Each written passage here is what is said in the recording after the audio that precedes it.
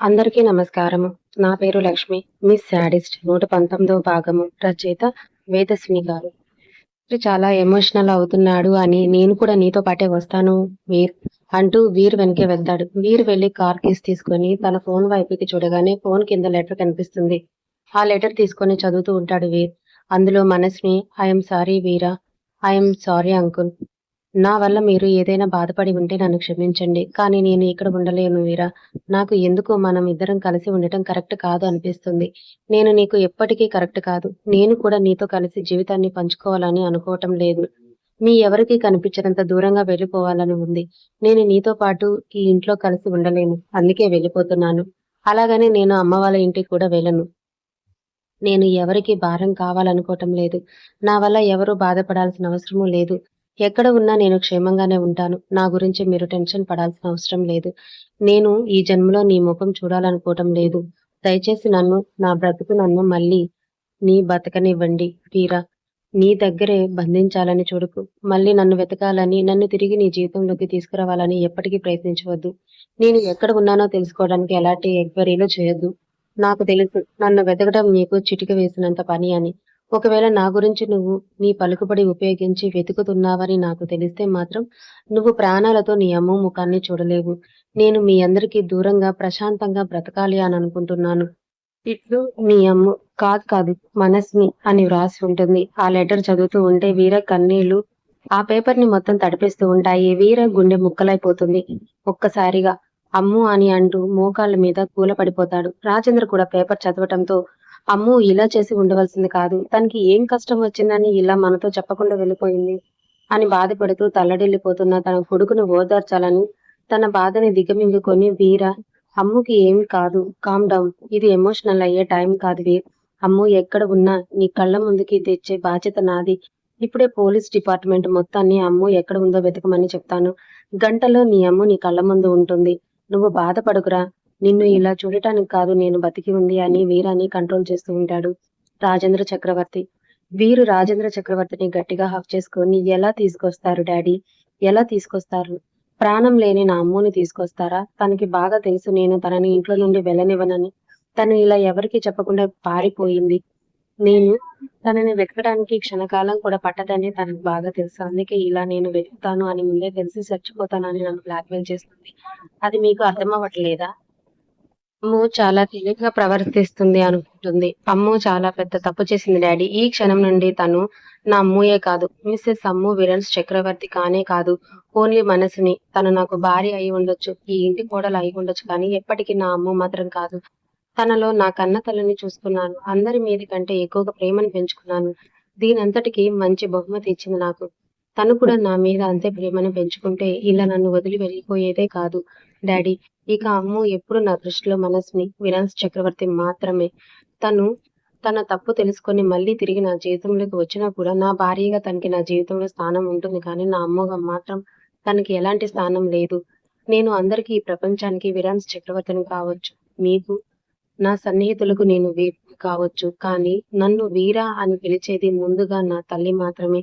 ఆ తర్వాత అమ్ము నన్ను వీరా అని పిలిచేది. ఆ హక్కు తనకు మాత్రమే ఉంది. ఇంకా నేనెప్పుడు అమ్ము వీరా అని కాదు. మనస్వినికి వీరుని మాత్రమే.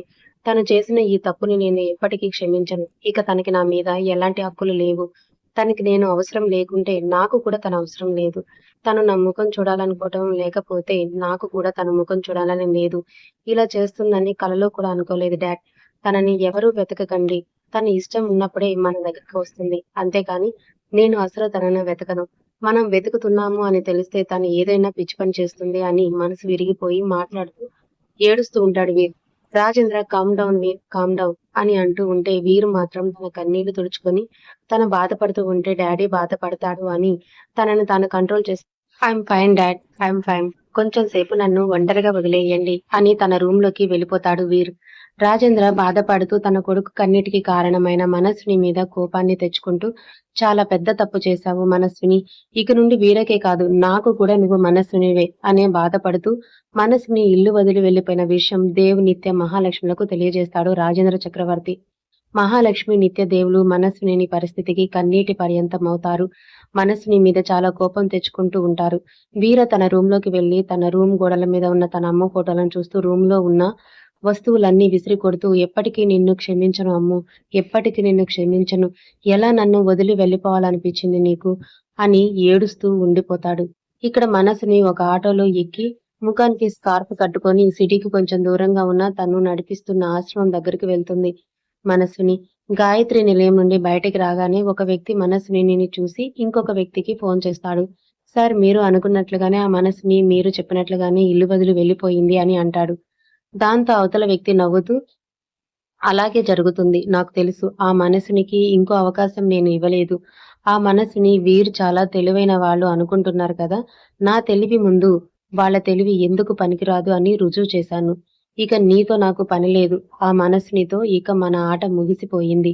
తనతో నాకు అవసరం లేదు. అక్కడ నుండి వెళ్ళిపో. ఇక జన్మలో ఆ మనసుని వీరిని కలవదు. ద గ్రేట్ విరాన్స్ చక్రవర్తి కూడా మనసుని మీద కోపంతో ఇండియా వదిలి లండన్‌కి వెళ్ళిపోతాడు. జీవితాంతం కుళ్ళి కుళ్ళి ఏడుస్తూ ఉంటారు వాళ్ళిద్దరూ. నాకు ఈ ప్రశాంతత చాలు అని అంటాడు. మనస్సుని పొద్దు పొద్దున్నే ఆశ్రమం లోపలికి వెళ్ళగానే ఆశ్రమాన్ని నడిపిస్తున్న కృష్ణవేణి మనస్విని చూస్తూ, నువ్వేనా మా మేడం, మనస్విని గారు చెప్పిన అమ్మాయి అని అడుగుతుంది. మనస్విని అవును అన్నట్లుగా తల ఊపుతుంది.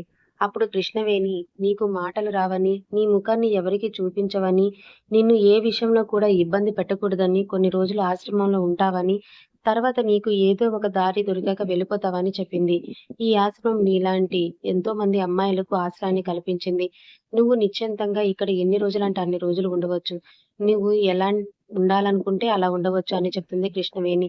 మనస్సుని 2 చేతులతో దండం పెట్టి తన కృతజ్ఞతను తెలుపుతుంది. అప్పుడు కృష్ణవేణి మనస్సుని ఉండడానికి ఒక రూమ్ చూపిస్తుంది. మనస్సుని ఆ రూమ్‌లోకి వెళ్లి ఒక మూలన కూర్చొని అప్పటి వరకు తన గుండెల్లో దాగిన దుఃఖాన్ని బయట పెడుతూ ఉంటుంది. అలా ఎంతసేపు ఏడుస్తుందో మనస్వినికే తెలియటం లేదు. ఇక్కడ మనస్విని, అక్కడ వీర, మహాలక్ష్మి, రాజేంద్ర చక్రవర్తి, దేవ్ నిత్యలు, రాధాకృష్ణ గారు అందరూ మనస్విని ఎక్కడికి వెళ్ళిందో ఏంటో అని అందరినీ వదిలి ఎందుకు దూరం వెళ్ళిందో అర్థం కాక బాధపడుతూ ఉంటారు. ఇక వీర అయితే బ్రతుకున్న శవంలాగా మారిపోతాడు. నిరంజన్ విషయం తెలుసుకొని వీరకి ఫోన్ చేస్తాడు. వీర మాట్లాడే పరిస్థితిలో లేడు. రాజేంద్ర చక్రవర్తి మొత్తం విషయం చెప్తాడు నిరంజన్ చక్రవర్తికి. నిరంజన్, నేను 4 రోజుల్లో ఇండియాకి వస్తాను అంకుల్. వీర జాగ్రత్త అని చెప్తాడు. ఇలా 2 రోజులు గడిచిపోతుంది. వీర తన బాధను తగ్గించుకోవడానికి తాగుతూ ఉంటాడు. కానీ తన బాధ పెరుగుతుంది తప్ప తగ్గటం లేదు. తన అమ్ము ఇప్పుడు ఎక్కడ ఉందో, ఎలాంటి పరిస్థితిలో ఉందో, తను టైంకి మెడిసిన్ వేసుకుంటుందో లేదో అని బాధపడుతూ ఉంటాడు.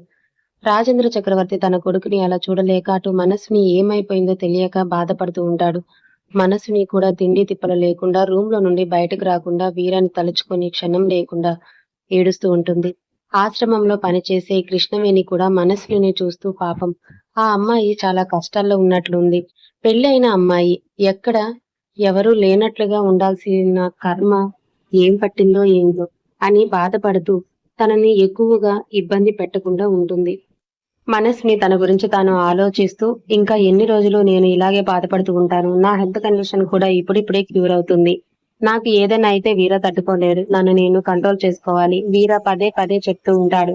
నేను ఎమోషనల్ కావద్దు అని అనుకుని రూమ్‌లో నుండి బయటకు వచ్చి ఆ పని, ఈ పని చేస్తూ ఆశ్రమంలో ఉన్న వాళ్ళతో అందరితో టైమ్ స్పెండ్ చేస్తూ ఉంటుంది మనస్విని. మనస్విని గాయత్రి నిలయం దగ్గరికి వచ్చి తన వీరు బయటకు వస్తాడేమోనని, కనీసం దూరం నుండైనా వీరాని చూడవచ్చు అని ఎవరికీ కనిపించకుండా ఎదురు చూస్తూ ఉంటుంది. కానీ వీర మాత్రం బయటికి రావటం లేదు. ఎక్కువసేపు ఇక్కడే ఉంటే ఎవరైనా చూస్తారు అని నిరాశతో మనసుని ఆశ్రమానికి తిరిగి వెళ్ళిపోతుంది. ఇక్కడ వీర్ కూడా ఎవరితో మాట్లాడకుండా ఏ పని చేయకుండా శూన్యంలోకి చూస్తూ ఉండిపోతాడు.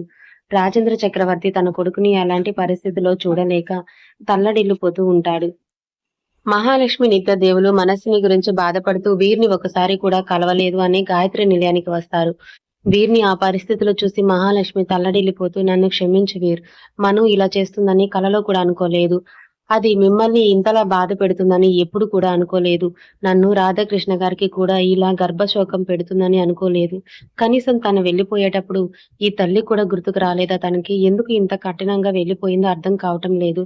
దానికి మిమ్మల్ని వదిలి వెళ్ళిపోవాల్సిన కర్మ ఏం పట్టింది? మనసుని వెళ్ళిపోయిన బాధ కన్నా నిన్ను ఇలా చూస్తూ ఉంటేనే నా గుండె తరుక్కుపోతుంది.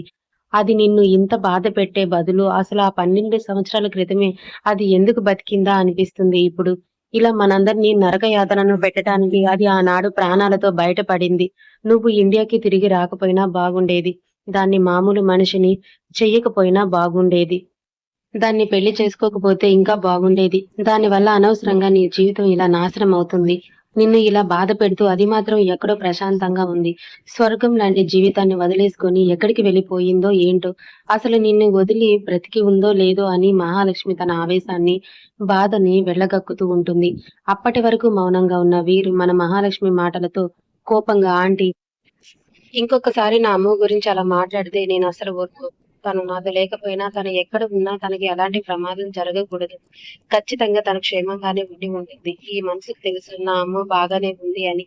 తనకు ఏదైనా జరిగితే ఈ గుండె కూడా ఆగిపోతుంది. ఇం ఇంకొకసారి నా అమ్మ గురించి ఇలాంటి డిసప్పాయింటింగ్ మాటలు మాట్లాడకండి. అయినా నా భార్య గురించి మాట్లాడడానికి మీరెవరు? తను 12 సంవత్సరాల క్రితం అంత జరిగినా కూడా ప్రాణాలతో బయటపడింది అంటే అది కేవలం నా కోసమే. ఈ వీర కోసమే. నాకు తెలుసు. అమ్ము ఇక్కడే ఎక్కడో ఉండి ఉంటుంది.